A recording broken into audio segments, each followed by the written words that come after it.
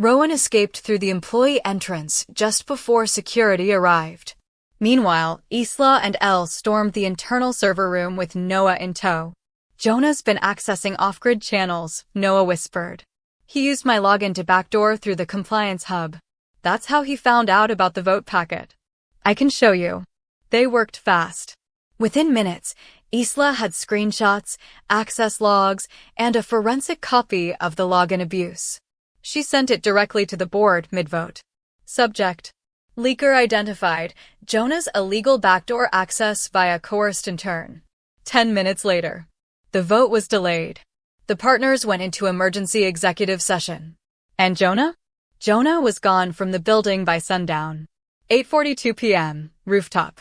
Elle and Isla stood quietly, the Boston skyline twinkling around them. "He's not fired yet," Isla said. "They're buying time, letting the PR team prep the damage control." "But they know," Elle whispered. Finally. Behind them, Noah stood alone, arms wrapped around himself. He hadn't spoken much since the reveal. Elle walked over slowly. "I'm not going to forgive you tonight," she said softly. "But I don't hate you either." Noah nodded, tears slipping silently down his cheeks. "I'm sorry." "I know," Elle said. "But if you want to be better, start acting like it." That night, a new anonymous post appeared on the same legal forum that once tried to out her. This time, it read, "He's not who you think he is. And soon, neither is she. Signed only. ER." Tuesday, 9:01 a.m.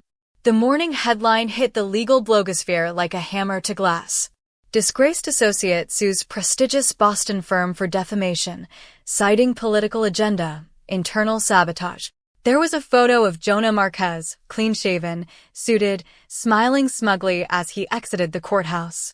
In his hand, a civil lawsuit filed for wrongful termination, emotional distress, and professional defamation.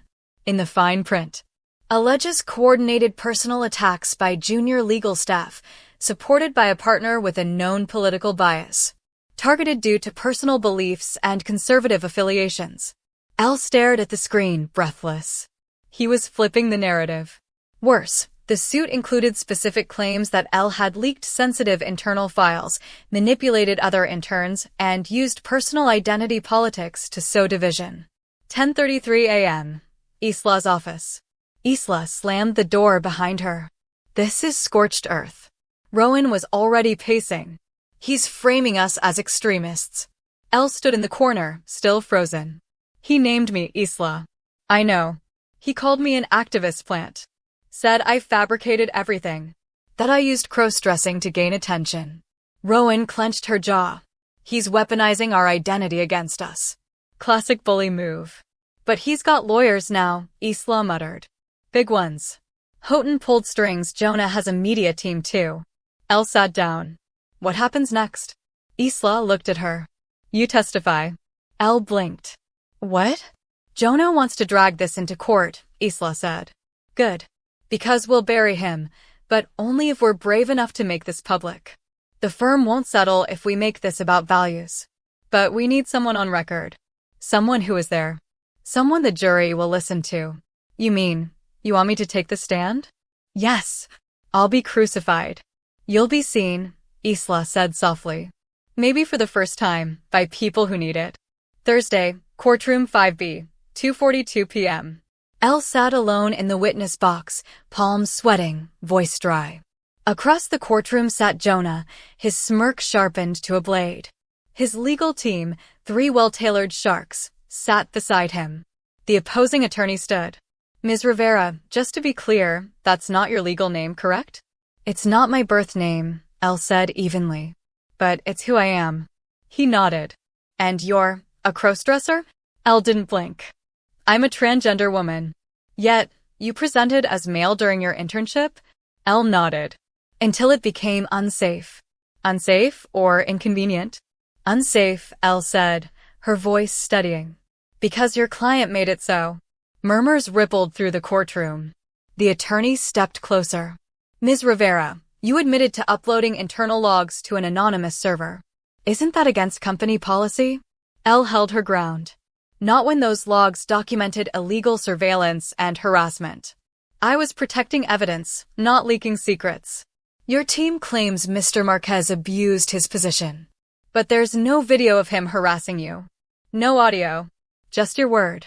And the words of others he threatened, Elle shot back. Many of whom are too afraid to be here. But you're here. Why? Elle inhaled. The courtroom fell silent. Because I'm tired of hiding. Because every time someone like him gets away with this, someone like me disappears. Drops out. Leaves. Quits.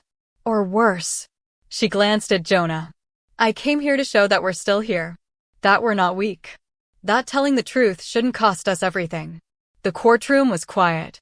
Isla smiled from the gallery. Rowan wiped a tear. Outside the courthouse, 6 p.m. Reporters crowded the exit, calling Elle's name. She ignored them. Until one voice cut through. Elle, do you regret speaking out? She turned. No, she said. I regret staying silent for so long. Flashbulbs popped like firecrackers. That night, Rowan called. They're rattled, she said. Jonah's team tried to suppress your testimony. The judge refused. The board's now reviewing his lawsuit for fraud. And the press? Elle asked. Some are twisting it. But others are calling you a trailblazer. Elle laughed bitterly. I didn't want to be that. Neither did I, Rowan whispered. But I'm glad you are. Saturday, 10:09 a.m. Elle sat at a cafe near the Charles River, nursing her third latte, when her phone buzzed. Unknown number. Voicemail. She hesitated. Then played it. Hi, Elle. My name's Julia Lynn. I'm an editor with The Atlantic. I read the court transcripts. I've followed your blog since this second Mirror post. We'd love to run your story, a first-person essay. Your voice. Your terms. Full editorial control. Let's talk. Elle blinked. The Atlantic. National platform. Millions of readers. Her story, her name, in lights. She wasn't sure if she wanted to cry, laugh, or throw up. Later that day, Isla's apartment. Elle sat with Isla and Rowan, the windows open, the autumn breeze curling around them like soft warnings. That's huge, Rowan said. You could reach people who've never even heard of crossdressing beyond a punchline. Elle nodded slowly. I know. But it's also risk, Isla said. Not just Jonah's lawyers. The trolls. The death threats.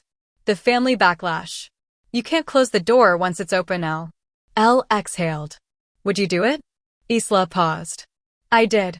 Years ago. A small piece in a law review journal. And I still get hate mail once a month. But do you regret it? No, Isla said. But I sleep with mace beside my bed. Monday, 11:17 a.m., firm elevator. Elle stepped in. Alone. Quiet. Just before the doors closed, someone stuck a hand between them. Sam, the intern who'd once avoided her gaze during the early weeks, slipped inside. They rode in silence for 2 floors. Then Sam said, without turning, you really going to put your face in a magazine? Elle stiffened. He looked at her then, unreadable expression. You know what people like him are already saying about you? Elle said nothing. Sam snorted. Hope you're ready for more. Because not everyone's rooting for you. Then he got off. Tuesday, 2:05 p.m., rooftop of the firm. Elle stood overlooking the city, the wind tugging at her blazer, Julia Lynn's number glowing on her phone. She hadn't called back yet. She wanted to. But something didn't sit right. Why no? Why her? Why this sudden wave of attention when others had been shouting into the void for years? And then, her phone buzzed again. Email from Julia Lynn. Subject, draft outline for Elle's Atlantic piece, internal use only. Our focus will be on the sensational aspect, a corporate crossdresser in high heels taking down the firm that mocked her. Juxtaposition between power and femininity. Potential subtitle, The Heels That Crushed the System. We'll need Elle to play up her former boy genius turned trans icon angle. Elle's heart dropped. They weren't asking for her story. They were asking for a headline. A costume. A caricature. Wednesday, 9:34 a.m. Isla's office. I'm not doing it, Elle said, throwing her phone down. Isla raised an eyebrow. What happened? They want a cartoon, Elle said. Not a person. Not nuance. Not truth. Just something shiny to sell. Rowan sighed. So much for editorial control.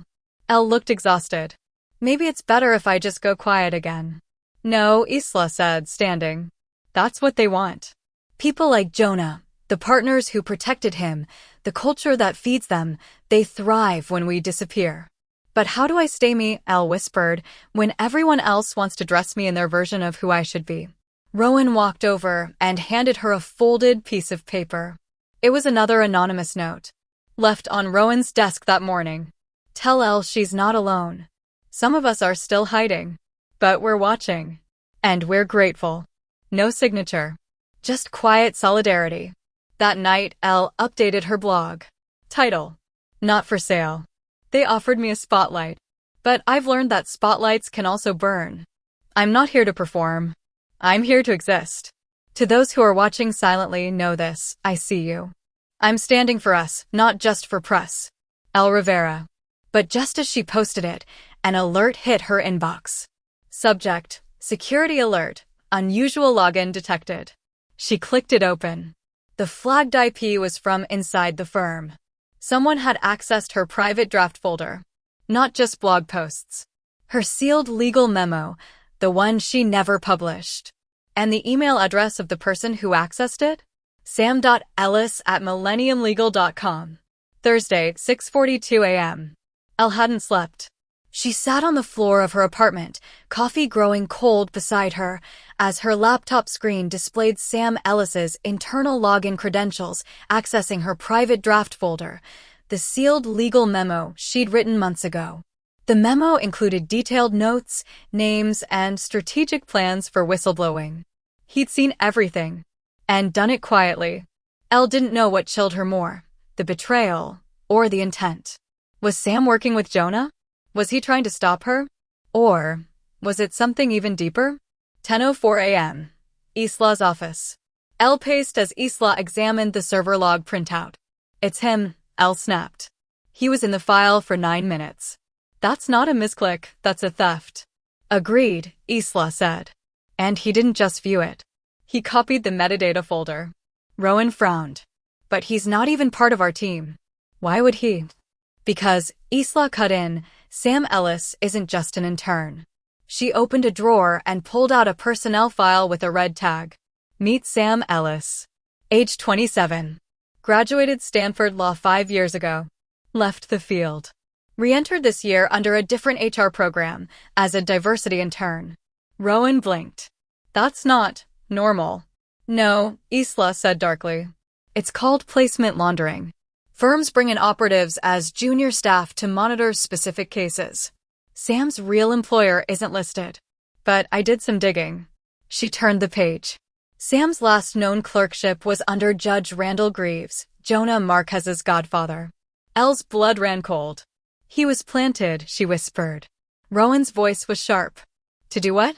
Watch us. Sabotage us. Maybe, Isla said. Or maybe, steer us. Friday, 3 p.m. Parking garage, level B2. Elle waited behind a concrete pillar, watching Sam walk toward his car. She stepped out when he was alone. You read my memo, she said, voice low. Sam flinched, but recovered quickly. I needed to know what you were planning. You lied about who you were. I didn't lie, he said. I omitted. Elle stared at him. Are you working for Jonah? He laughed bitterly. I was. Months ago. Not anymore. What changed? You, Sam said. You weren't supposed to last this long. You were supposed to burn out. Flame out. Quit. The firm expected you to implode under pressure. But you didn't. Elle stepped closer. So why did you steal my file? Because I was ordered to report on any ongoing subversion. I accessed it, yes. But I didn't forward it. How do I know that's true? You don't, he said. But if I wanted you destroyed, I would have leaked it to the press. Instead, I forwarded it to someone else. Elle's eyes narrowed. Who? Sam pulled out a card. Massachusetts Legal Integrity Council. Contact. Deputy Cheryl Westbrook. I sent it to the watchdogs, he said. Because I think you're right. This firm needs to fall. Sunday, 8:30 p.m. Isla's apartment. Isla read the email on Elle's phone 3 times. Subject, council review accepted. Ms. Rivera, your evidence has been verified. An independent inquiry has been opened into Jonah Marquez, Charles Houghton, and all related parties. Your sealed memo has been secured as primary evidence. The system is watching. D. Cheryl Westbrook. Rowan let out a breath. So we're official now? Elle nodded slowly. We're more than official. Isla smiled. We're undeniable. Monday morning. Intranet announcement. Confidential. Internal inquiry notice. The firm is cooperating fully with the Massachusetts Legal Integrity Council. All employees are advised not to delete emails, files, or messages related to Mr. Marquez or former partner Houghton. Elle sat at her desk in full view of the floor. She didn't flinch. People looked at her differently now, not with pity or whispers or judgment, but with something new. Fear. And respect. Later that day, Sam approached her desk. I'm sorry, he said, for how it started. Elle studied him carefully. You still could have told me sooner. I know, he said, but you needed to be real, not protected. That's why it worked. Elle considered him for a long moment, then said, next time, don't come as a spy. He smiled faintly.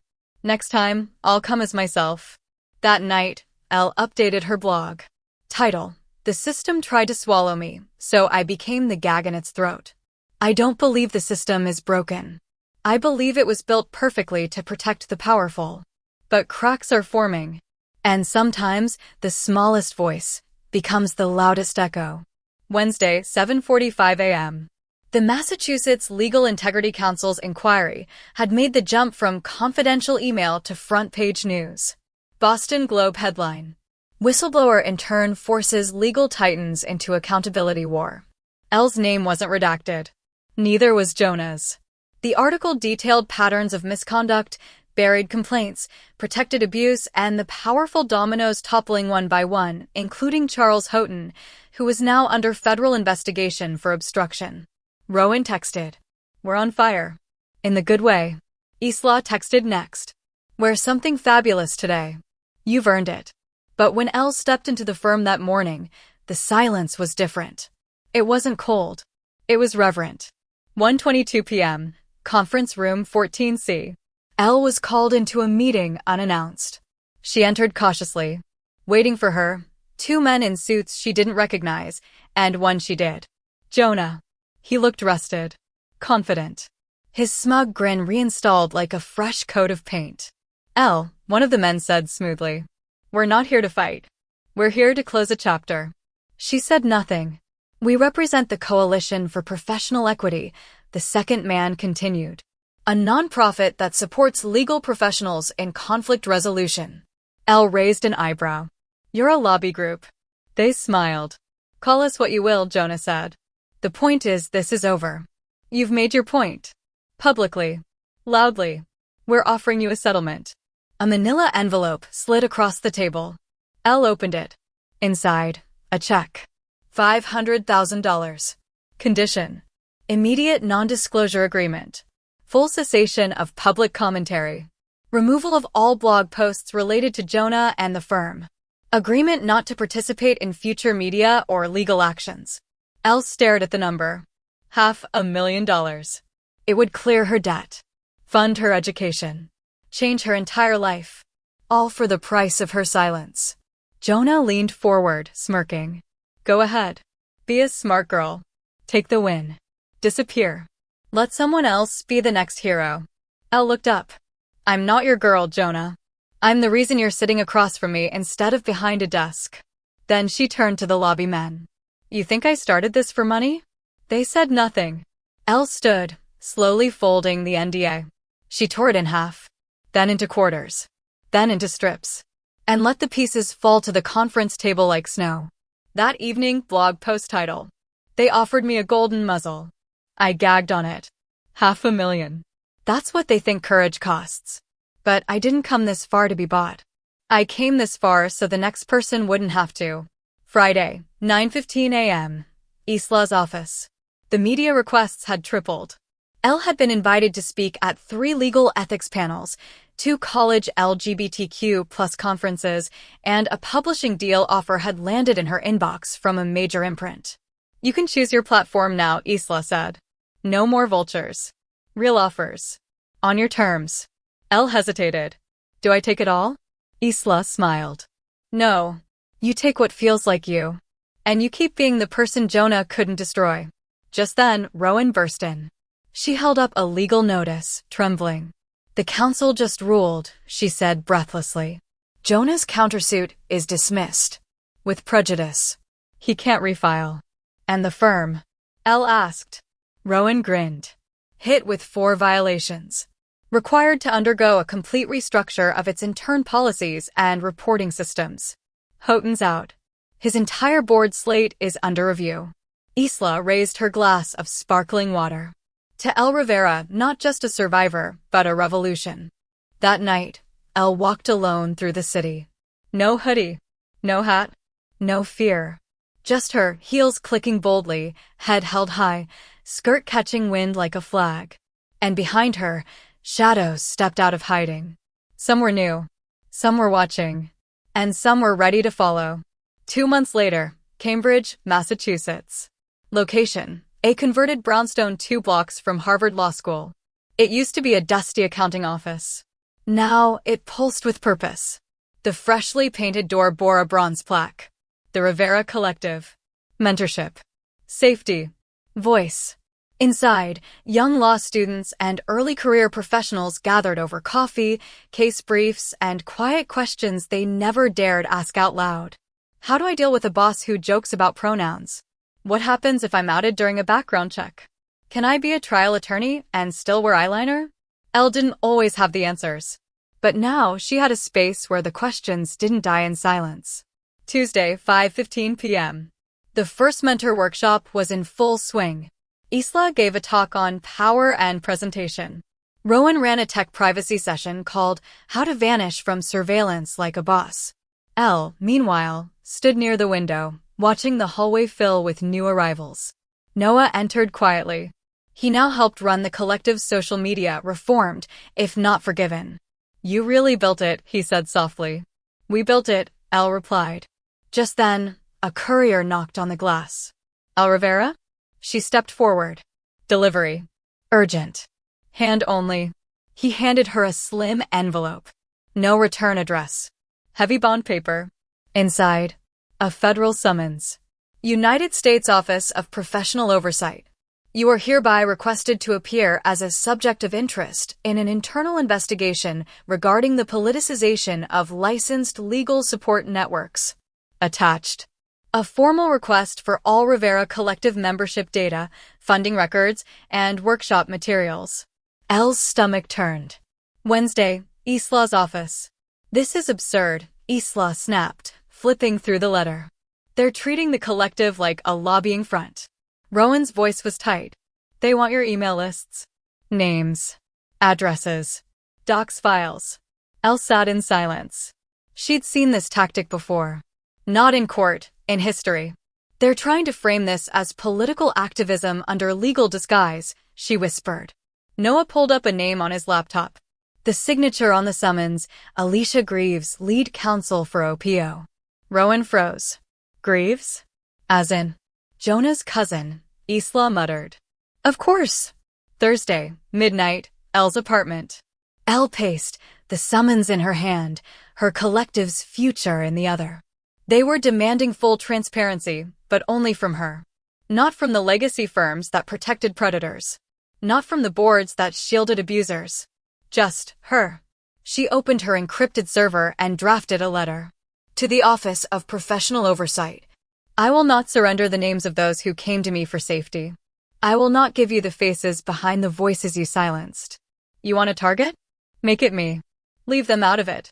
She signed it. Elle Rivera, J.D. Founder, the Rivera Collective. Then click send. Friday, 7:30 a.m. Breaking news. Whistleblower refuses government demand for safe house records. Elle Rivera declines federal summons in protest of political retaliation. Legal experts debate whether her stand could cost her bar admission or spark a landmark free speech case. That evening, blog post title. They want names. I give them mine. Let it be known.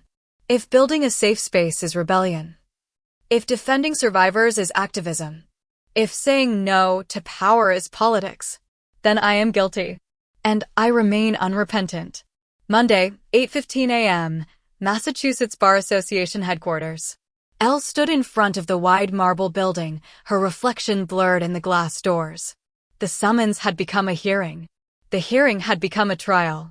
Inside, a review panel of 7 lawyers, judges, 1 law school dean. And sitting in the corner, Alicia Greaves, arms crossed, smile razor-thin. The charge? Obstruction of professional oversight. Potential ethical misconduct. Refusal to comply with federal data disclosure. Translation: refusing to hand over the Rivera Collective's member list. Punishment if found guilty: permanent disbarment. She walked in, spine straight. The room fell silent. 9:01 a.m. Proceedings begin. Ms. Rivera, said the panel chair, do you understand the implications of refusing a lawful summons? Yes, Elle said clearly.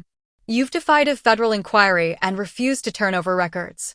I refuse to turn over the names of people who came to me for protection, she said. That's not defiance. That's duty. Alicia Greaves stood. Ms. Rivera, she said coolly, you've created a private legal collective with no accountability, no oversight, and no formal licensing. You are not a licensed attorney. And yet you counsel individuals, manage client-facing documentation, and maintain data on active legal professionals. I don't practice law, Elle said. I give people a place to breathe. Your website includes phrases like, we protect you from predators in the system. Do you consider that professional advice? Elle stood taller. I consider it a warning. Murmurs rippled. 11:16 a.m. Closing statements. Elle stood alone before the panel. No lawyer. No notes. Just her. I spent years trying to survive places like this, she began. Places where silence was safety, where difference was danger. When I finally stood up, it wasn't because I wanted fame or a lawsuit. It was because I was tired of seeing people disappear. She looked Alicia Greaves in the eyes. You say I created a collective with no oversight? You're right. Because the institutions that should have protected us were too busy protecting themselves. She turned to the panel. If you disbar me, fine. I'll lose my dream. But at least I won't lose my soul. Silence. Then the panel chair spoke. You'll receive a decision by Friday. Until then, you remain under professional review. Thursday night, breaking news. Elle's blog post had gone viral. So had her courthouse photo. Thousands of young legal professionals reposted it with the hashtag #IStandWithElle. Messages flooded in. I was going to drop out of law school. You changed that. You're the first person I've seen who looks like me, talks like me, and didn't apologize for it. If they take your name, we'll write it in ink across the future. Friday, 10 a.m. Email from the Bar Review Board. Subject: Ruling. Elle Rivera. Professional status. Elle held her breath and opened it. The board has voted 5-2 in favor of Ms. Rivera. She will not be barred from admission. Her refusal to submit protected records is recognized as a matter of ethical conscience, not obstruction. Note: Ms. Rivera is cautioned that future defiance of lawful orders will be reviewed strictly under precedent. Recommendation: full admission to the Massachusetts Bar. Elle collapsed into her chair, laughing and crying all at once. Rowan called first, screaming joy. Then Isla, who simply whispered, you just rewrote the rulebook. That night, blog title. Not barred. Not bought. Just beginning. They tried to make an example of me. Instead, they made me a precedent. 6 months later, Harvard Law School graduation day. The sky above Cambridge was crystal blue, the kind that made everything feel intentional, every step, every scar, every victory earned. The graduation stage gleamed in the sun. Cameras framed every corner. Folding chairs stretched across the quad like rows of expectation. And at the podium, etched in gold, was a name few had dared to speak aloud a year ago. Commencement keynote speaker, Elle Rivera, ESQ. Founder, the Rivera Collective. Massachusetts Bar admission, class of 2026. Backstage, 10:55 a.m. Elle stood in a soft dove gray suit with a rose-colored blouse. Her heels were modest. Her makeup elegant. Her hair pinned just so. She was ready, but she wasn't alone. Rowan stood nearby, now a cybersecurity consultant for nonprofits. Isla, off to the side, whispered into her phone, still dangerous, still brilliant. And Noah? He held a bouquet of lavender and silver roses, waiting with nervous pride. You nervous? Rowan asked. No, Elle said. I'm alive. 11:01 a.m. The podium. Applause thundered across the quad as Elle stepped into view. She adjusted the mic. Paused. Then began. A few years ago, I was sitting in the back row of a conference like this, invisible. Wearing a suit that didn't fit, a name I didn't recognize, and a fear I thought I'd never escape. I didn't think I belonged here. I thought I was a mistake in someone else's blueprint. She scanned the crowd. But here's the truth no one tells you in law school.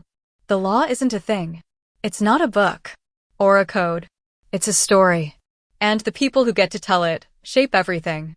Murmurs of agreement echoed across the field. I stood in courtrooms where I wasn't supposed to speak. I stood in hearings where I was told to sit down. And every time I chose to rise. She paused, breathing deeply. You don't have to look like the system to challenge it. You don't have to sound like power to hold it accountable. You just have to refuse to be erased. Tears shimmered in more than a few eyes. I once said, they want names.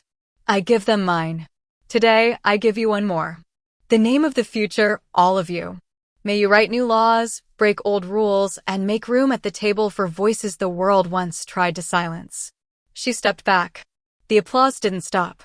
Later that night, rooftop gathering, Rivera Collective. Fairy lights glowed above the city skyline. The Rivera Collective's new office had hosted its biggest night yet. Interns, allies, mentors, even a few professors and judges who once watched Elle with skepticism. Now, they watched with awe. Rowan raised a glass. To Elle, the revolution in heels. Laughter. Then quiet. Then, say something, Elle, Isla called. Elle stood, glass in hand, voice warm and clear. I used to think justice was a destination. Now I know it's a direction. And together, we're walking straight into it. Final blog post. Title: The Girl Who Took the Stand. They thought they could write me out. Instead, I wrote myself in. And I'm not done.